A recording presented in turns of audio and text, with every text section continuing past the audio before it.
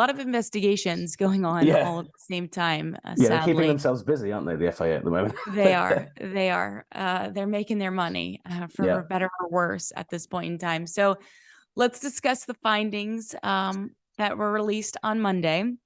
FIA, they confirmed that Red Bull breached the sports cost cap in 2021, but they've yet to decide on the team's punishment moving forward. So Red Bull committed a procedural breach and a minor overspend in 2021, meaning that the number was up to 5% of the $145 million cap last year. I am not a mathematician by any means, so correct me if I'm wrong here, but 5% of 145 mil, that's like just over $7 million extra, is deemed a minor overspend. So it was a document you and Lawrence were certainly waiting for the release of. You finally got to read it. What did you make of the findings? And just take us through what it exactly means. So the document, I think, was a bit frustrating in the sense that one of the things people have been frustrated about with the FIA is a lack of transparency. And I think exactly that. You mentioned, what exactly constitutes a minor minor versus a major overspend. Red Bull, it said that that's what they've done, but there was no figure attached to it. And we were kind of hoping that there'd be some context behind what the minor kind of overspend has been. And to be honest, this is following a very kind of, audits are never that fun to talk about, but it is following that kind of process of someone gets audited, they come back and say, this is a discrepancy. And now the onus is on Red Bull to come back and say, okay, well, here's what we think the discrepancy is, etc. So it's a strange one, and I was told by a few people that these overspends could be based on things like catering and staff costs and stuff like that. But it's a weird one because if you've overspent on those, if those are the things that are pushing you over the budget, then surely the reason you're at that point is because your budget on the other things had pushed you there. So it's a strange thing if you're suddenly saying it's this or it's that. Because again, and this comes back to, I mentioned about the optics of F1 and the optics of penalties, between Perez and Leclerc. I'd say 98% of people watching Formula One aren't going to care where that money has come from. They're going to see two things. A, there's a budget cap, and B, Red Bull overspent. Actually, three things, because then C, Max Verstappen won a championship last year by an absolutely tiny margin. He won it on the final lap. Those two teams were so close all year. And I mean, Lewis Hamilton said during the Japanese Grand Prix weekend in the build-up, he said, if we'd had one £500,000 upgrade during a certain point in the season, we would have won the championship because it would have just pushed us over the edge. But we didn't bring it because we said, well, we can't afford to within the regs. So there's a huge point here, and I think it will dominate the kind of the news cycle leading up to the US Grand Prix, especially now Verstappen's won the championship. There's nothing really else to talk about. And just for context, for people listening who wonder what the budget cap is about, it's followed a US sports example. It was 140 million last year. Sorry, this year. Last year was 145 million. It scales itself down every year for the first few seasons. And that was basically, it was A, to bring costs down, but it was B, to kind of level up the playing field because Be more parity. It brings guys like Red Bull and Mercedes down to 140. And even though teams like Haas and Williams aren't spending 140 million a year, it means the gap between the top of their budget and the top of Red Bull's budget is no longer, 100 million. It might be 30 million. And it's still a big gap, but it means that there's less of a disparity. So there's a huge talking point here, the integrity of the championship, the integrity of the budget cap, and we don't know yet what punishments they'll hand out. And I mean, from a US, you followed US sports way closer than I ever have.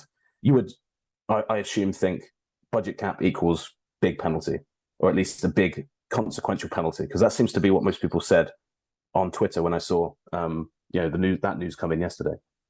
Well, I think it's going to be interesting, right? Because how hefty the penalty is, I think, is going to thwart people from doing it in the future, right? So if it's a hefty penalty, I think everybody's going to look and say, oh, wow, that's what happened to Red Bull. It's an example moving forward. Well, we can't touch it. We can't even think to overspend in the future.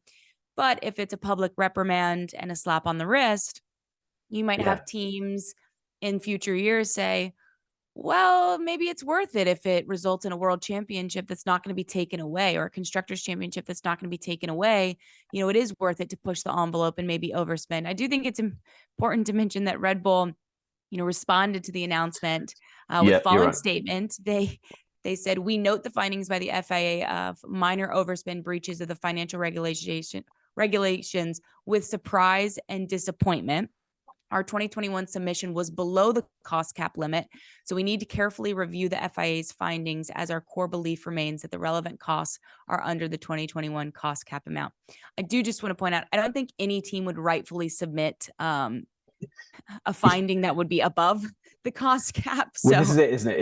Is that you know, all these teams have paid a lot of accountants. You know, I think it's a great time to be an accountant at the moment in you know, the Formula One sphere, because this has suddenly become, I think Lawrence put it brilliantly on the last pod. He said there's a danger of becoming an accountancy championship rather than a technical championship. But yeah, you're absolutely right. Like I think that's, they're not going to say, oh yeah, we were over the cap. We submitted our report and we were above. So. Yeah, sorry guys, it's been 6 months and we knew the whole time. Yeah, it's like, oh, whoops.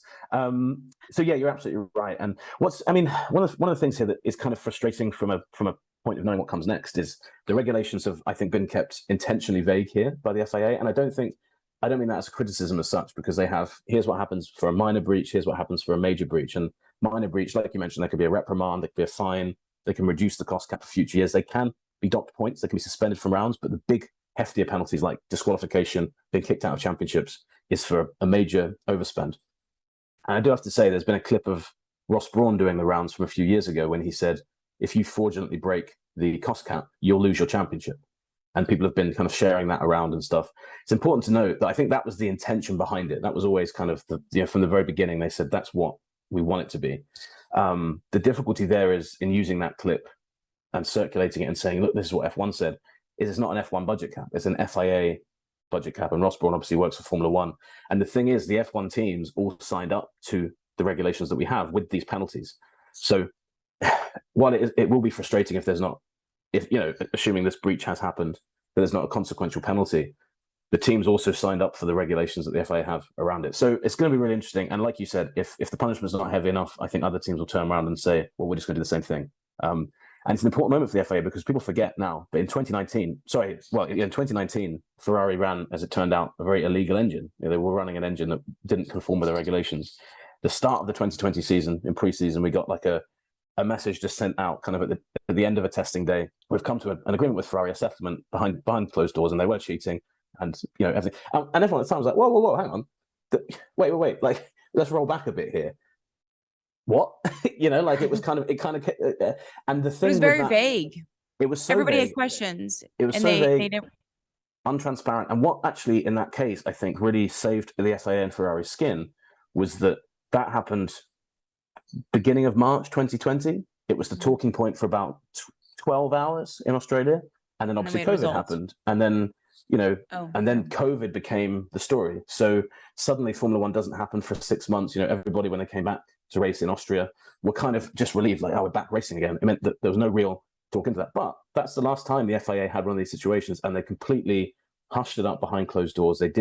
No one knows what that settlement was. Terrible look. So I think there's real pressure on them to get this one right. You have to make a stand.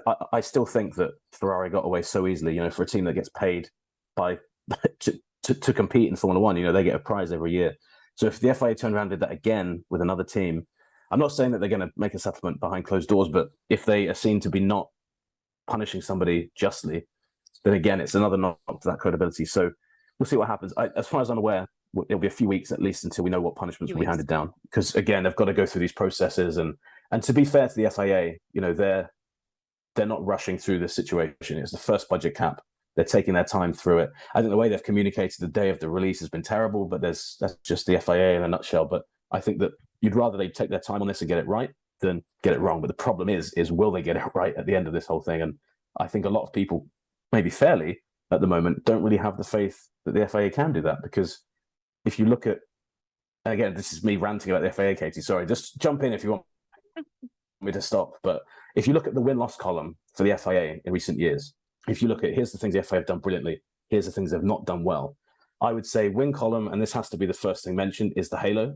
That is probably one of the best achievements. Yeah, one of the best achievements in the history of racing. So massive tip of the cap to the FIA for that. That's huge. But it's hard to see what else goes with halo in the win column, because there's not been a lot of other things, I would say, that they've got right. Safety, brilliant. Like, they've been fantastic on safety. But you look at all the other things. You've got Michael Massey, you have Suzuka crane incident, you have the Ferrari settlement, you've got this budget cap potentially going to this as well, but you have, track limits, the penalties, the lack of transparency, this VAR system that we heard about at the start of the season that really hasn't seemed to pay dividends. We haven't seen much from it. This list is just getting longer and longer and longer of the FIA. Even the jewelry situation with Hamilton, you're just like, why are you spending all this time on, does Lewis have a nose stud in or does he not? It's wasted becoming, energy. Yeah, so it's becoming really difficult to continue to have faith in what the outcome is going to be. I hope that they get this decision right and that that it's a just penalty. But again, if there's not transparency, it's very difficult to know if the penalty is just. And if the penalty is not just, it's very difficult to have faith in the process going forward. So I think pretty seismic moment for the FIA again, because this year really has been a really testing one for them. I'm not sure they've come out of it in the best way. It has. And ask any team principal, the more you spend, the better opportunity you have to win. I mean, there's no denying that. And that's 100%. Why they tried to rein it in with a budget cap. And so it'll be interesting to see what those findings show in a couple of weeks' time.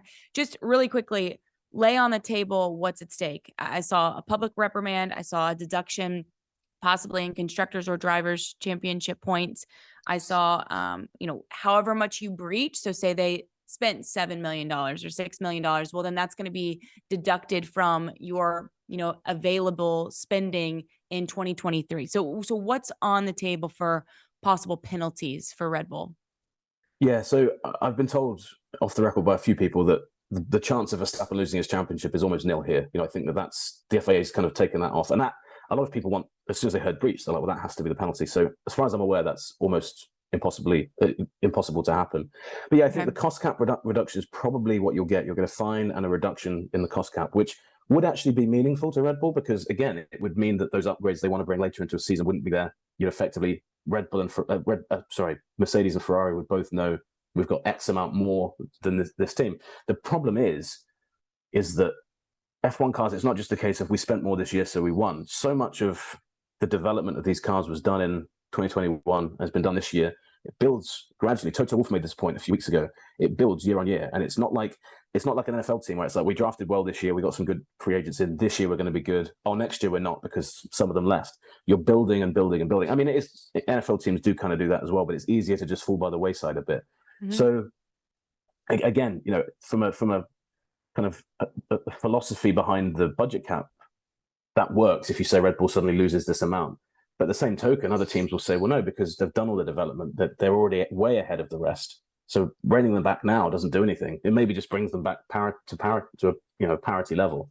So I don't know. It's really difficult to see. I think a fine, and I don't feel the same as me, Katie, but when I see an athlete or a team fined these days, and they'll say some number, I'm like, so like doesn't matter. It becomes an irrelevant figure. Even if a team would say, oh, we have felt the pinch here. Just in the modern landscape, fines just don't seem that meaningful, even if they are. So most people, they're like, oh, let's see. Red Bull, especially as a company, if they get fined a huge amount of money, it might be damaging in the short term. They might be like, oh, okay, we have to fill these gaps here. But let's be honest, and this isn't just a dig at Red Bull. You look at soccer teams, you look at any team. Let's say, I don't know, Dallas Cowboys do something tomorrow and they say $100 million fine. I'm sure Jerry Jones will think that's annoying. But he'll be like, okay, it's fine. We go again, So again, I don't think fines nowadays just don't seem to have the same sting. But we'll see. But all those things you mentioned are what's on the table. And my hunch would be fine and a deduction from the cost cap, because I think them taking points now off of Red Bull, I don't see how they do it without further damaging the championship. Even though that should be on the table, but I just don't think they're going to make that call.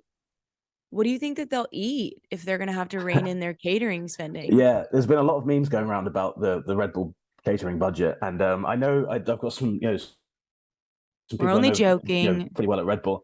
Yeah, well, I joked to them. I was like, what are you guys going to eat at races next year? And I said, well, what have you been eating at races? Have you been wheeling out like these giant buffets?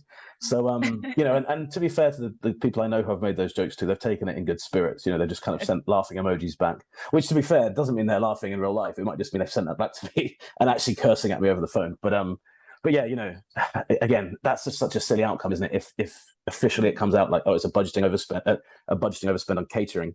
I think even if that's legitimate, people will turn around and say, come on, what's this about? So I don't know. It seems like we're heading to another silly political kind of nonsense few weeks now. I hope I'm wrong, but that seems to be where we're going.